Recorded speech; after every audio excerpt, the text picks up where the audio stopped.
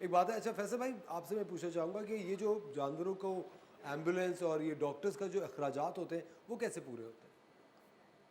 आपको बताऊं कि हम एक खाना रोज़ाना के नाम से हमने काम शुरू किया, एक खाना रोज़ाना सफ़ेद पोश के लिए। सफ़ेद पोश से हम खाना पकवाते हैं, सफ़ेद पोश लोगों के घरों में देते हैं, सहरी पूरे महीने देते हैं।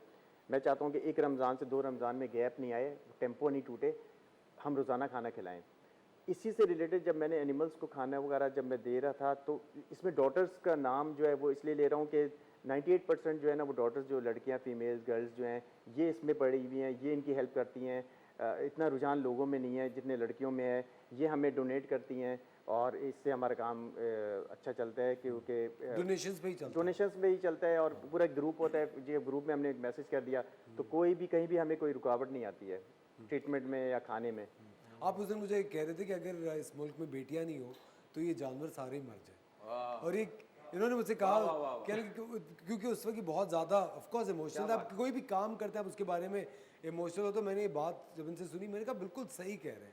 क्योंकि इनको मैंने, ये लोग बहुत काइंड है, मैंने देखा, इसलिए मैंने अपने जो मेरी टीम है उसका नाम दुख्तर है, दुख्तर डॉटर को बोलते हैं।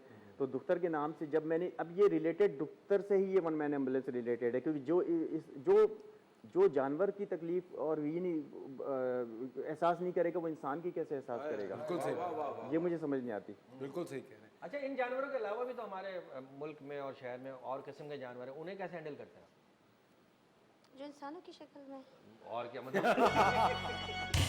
मतलब वो भी तो टकरा, वो आपके काम में रुकावट तो डालते होंगे ना? रुकावट ऐसे डालते हैं कि देखें, एक बहुत सारी यूनिवर्सिटीज़ कॉलेजेस हैं जिसमें स्टूडेंट्स हमें बुलाते हैं कि आके रेस्क्यू कर लें, ये ज़ख्मी है, लेकिन जो उनके जो प्रोफेसर हैं या उनका जो ये टीचर्स हैं वो अलाउ नहीं करते हमें जाके रेस्क्यू करने को। अच्छा। तो ये इसको कहते हैं पढ़ा लिखा जाहिल। जाहिल तो हम समझ जाते हैं एक जाहिल है, लेकिन आप देख रहे हैं कि लड़कियां परेशान हो रही हैं कि आप यूनिवर्सिटी में जाकर के वो कर ले, तो वो अलाउ नहीं करते, वो कहते हैं नहीं आप नहीं बुलाएं इनको। लेकिन वैसे भाई एक लोगों को जनरली जो स्ट्रे डॉग्स होते हैं, सड़क के गली के जो आवारा कुत्ते होते हैं, उनसे खौफ रहता है कि ये कुत्ता ना काट ले। हमें मेरे ख्याल से पहली चीज़ जो है इस खौफ को लोगों के दिमाग से वॉश आउट करना पड़ेगा, क्योंकि आपको पता है जो डॉग्स का एक नेचर होता है कि वो आके आपको ग्रीट करते हैं। एग्जैक्टली। आपको आके वो मिलते हैं आपको, और हमें लगता है काटने के लिए आ रहे हैं। और गली का कुत्ता आपके पीछे पड़ जाए तो कम से कम उसको 1.5 किलो गोश्त खरीद के दो, फिर जान छोड़ेगा। नहीं, ऐसा नहीं है। नहीं, गली के जो कुत्ते होते हैं वो 2 किलो नहीं, 1.25 नहीं, बल्कि सिर्फ प्यार। प्यार। अच्छा, उसको हाँ आप सही कह रही, यूं करो ना तो वो 2 मिलाने लगता चले है। जाएगा। हम लोग डर जाते हैं असल में, जितना डरेंगे वो डराएगा आपको। यहाँ तो ये है माहौल, सही कह रही है बिल्कुल आप। और ये जो लोग कुत्तों से इस तरह बदतमीजी कर रहे थे वो पूरा दिन दफ्तर में दुम ही हिला रहे होते हैं। आपने बहुत सही। काफी ऐसे लोग होते हैं, क्योंकि मैं आपको बताऊं, मैं लेकिन तो थोड़ा, सॉरी सर, वो फीमेल डॉग्स को भी थोड़ा रोकना चाहिए। 7 एक साथ 9 वो मोहल्ला पूरा भर जाता है। देखिए मैं आपको एक बड़ी पते की बात बता दूं, मैं इस्तांबुल में अभी शूटिंग करने के लिए गया हुआ था, फिर मैं नॉर्वे एक दफ़ा शूटिंग करने के लिए गया।